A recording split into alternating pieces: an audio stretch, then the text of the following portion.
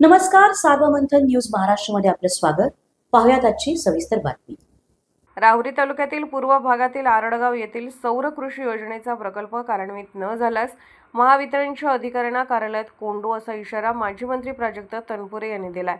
आरडगाव येथे मुख्यमंत्री सौर कृषी वाहिनी प्रकल्पाचे काम पूर्ण झाले असून देखील प्रकल्प कार्यान्वित केलेला नाही. शेतकऱ्यांना दिवसा वीज मिळण्यासाठी तात्काळ प्रकल्प कार्यान्वित करावा, यासाठी आज सोमवारी सकाळी राहुरी मांजरी नेवासे रस्त्यावर माजी मंत्री प्राजक्त तनपुरे यांच्या नेतृत्वाखाली आंदोलन करण्यात आले. प्रसंगी माजी मंत्री तनपुरे बोलत होते.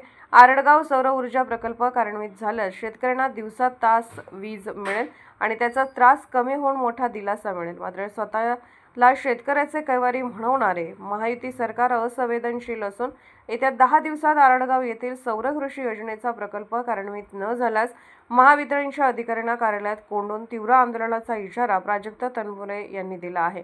यावेळी रवींद्र आढाव, सुनील मोरे, नानासाहेब म्हसे, बाळासाहेब पेरणे, अनिल जाधव, पोपट जाधव, आनंद वने, बाळासाहेब खुळे, विलास धसाळ, सदाशिव तारडे, बाळासाहेब आढाव, सुरेश निमसे, जालिंदर काळे, प्रल्हाद काळे, केशव म्हसे, अमोल झुगे, अशोक म्हसे, बाळासाहेब झुगे, चंद्रकांत ढेरे, आदिनाथ ढेरे, अनिल भारती, कैलास झुगे, पोपट झुगे, ज्ञानेश्वर बाचकर, ज्ञानेश्वर खुळे, पिराजी वाघमारे, रामदास बाचकर, वैभव झरे, नंदकुमार तनपुरे, महेश उदावंत, सचिन तनपुरे, प्रशांत डौले, भाऊसाहेब आढाव, डॉक्टर बाबासाहेब आढाव आदीसह शेतकरी सहभागी झाले होते.